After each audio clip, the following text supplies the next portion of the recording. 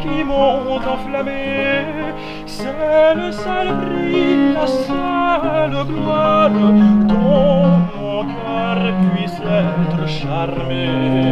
C'est le seul prix, la seule gloire dont mon cœur puisse être charmé. C'est le seul prix, la seule gloire dont mon cœur puisse être. Bah là il y a un côté super simple en fait, on n'a pas l'impression d'être à un concert, on a juste l'impression d'être ensemble sous un arbre à faire de la musique. Ça nous met dans un état d'esprit très calme et très agréable, on passe vraiment les journées passent super vite. Et il y a un truc très simple que j'aime bien, parce qu'on a l'habitude de toujours être dans des salles de concert, on ne connaît pas le public, on se rencontre au moment du concert et il y a cette distance entre la scène et le public qui à l'époque n'existait pas forcément. Quand on jouait de la musique au luth, c'était dans des salons où tout le monde se connaissait, où il y avait une bonne entente. Et là, le fait d'être dans des jardins et de se balader, d'être ensemble comme ça, il y a un côté convivial que je trouve qui est super chouette dans cette musique qu'on a. Oui, et puis les gens qui nous écoutent, on a un peu l'impression qu'on les connaît, comme disait Tom, c'est-à-dire il y a une proximité qui se fait assez facilement.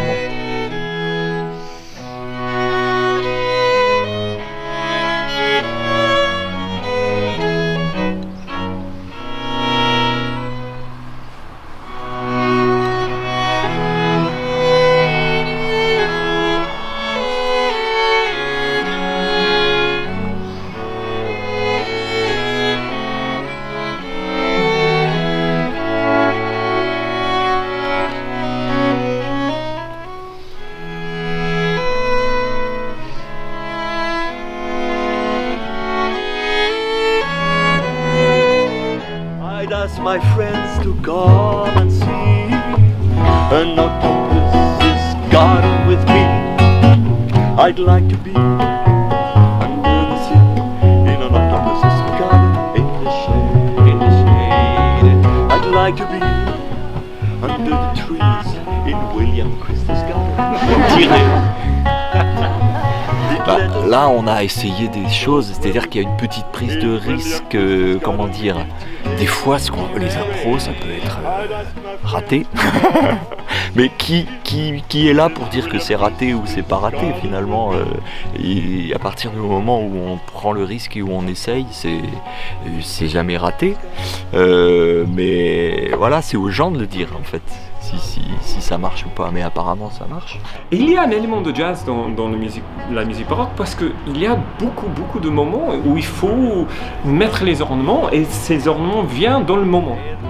Et donc il faut être capable de s'imaginer, d'inventer la musique dans le moment. Et ce moment est de prendre les musiciens et les instruments baroques et d'aller un tout petit peu plus loin avec cette idée, et de faire le lien entre une musique très contemporaine et la musique baroque.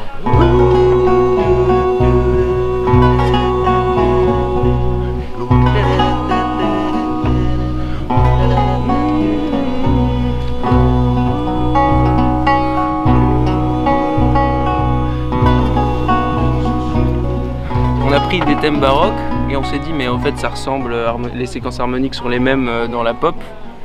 Et ça dépend des fois on improvise longtemps en baroque, des fois plus longtemps en rock, mais là on a plus... Il y a des basses qui sont absolument identiques. Hein. Ouais.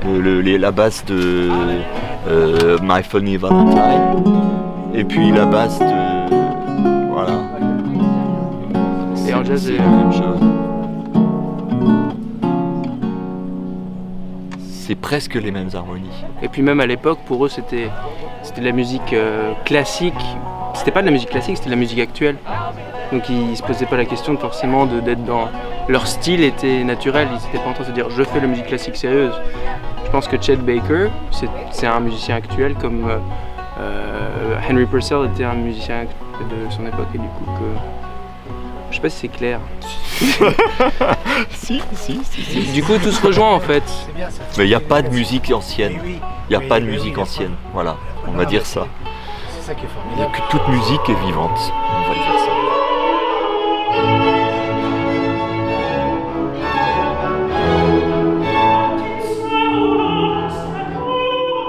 Je suis plutôt responsable pour les concerts qui se passent dans l'église, et William plutôt pour les concerts qui se passent dans le miroir d'eau. Donc ça c'est les deux pôles de notre festival. Donc il y a des concerts tous les soirs dans l'église, et les deux grands week-ends, il y a les concerts sur le miroir d'eau. Donc ça on décide très vite. On décide d'abord les concerts sur le miroir d'eau, et puis en réflexion des artistes qui seront présents, on fixe les concerts dans l'église. Mais puis, il y a toutes les après-midi. Et ça, c'est tout simplement une invitation aux chanteurs qui viennent au festival. On les met en contact l'un avec l'autre et on dit on a besoin d'un tel nombre de programmes avec 2, 3, 4 musiciens, 4 chanteurs sur un thème ou un autre thème, ou voilà. Et souvent ils prennent le jardin comme thème. Et ça c'est eux. Et donc après on se trouve avec une grande collection de programmes et on essaie de programmer les après-midi pour que ça soit très varié et pas trop fatigant pour tout le monde. Donc c'est trois choses qui se rassemblent petit à petit.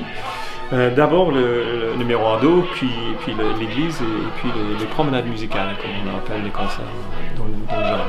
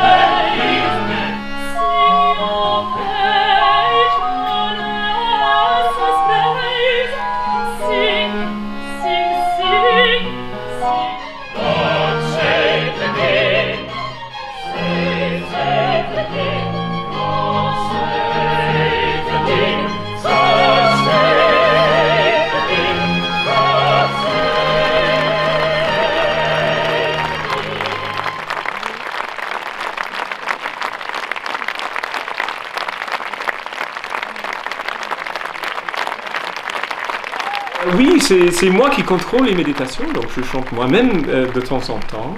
Mais sinon, j'invite souvent des gens qui sont réguliers dans le chœur, ou sinon les solistes qui sont là pour chanter les concerts, soit sur le miroir d'eau, ou soit ailleurs.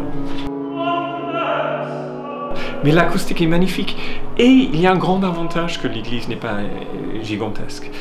C'est parce qu'on peut faire les choses d'une très grande intimité. On peut parler, on peut même chuchoter dans la musique. Et la musique demande ça souvent. Et donc on n'a pas besoin de projeter dans un grand espace. On peut parler avec le public. C'est un moment absolument génial. Pour les musiciens autant, j'espère, pour les auditeurs. Je pense qu'on a trouvé le bon longueur pour le festival. J'imagine pas du tout un festival plus long que ça, parce que ça va perdre c'est un vrai événement en ce moment. Et c'est parce que c'est limité. Je ne veux pas dire que c'est exclusif parce qu'on veut que ça soit plein et on garde les prix raisonnables pour qu'il y ait la plus grande ouverture au plus grand public.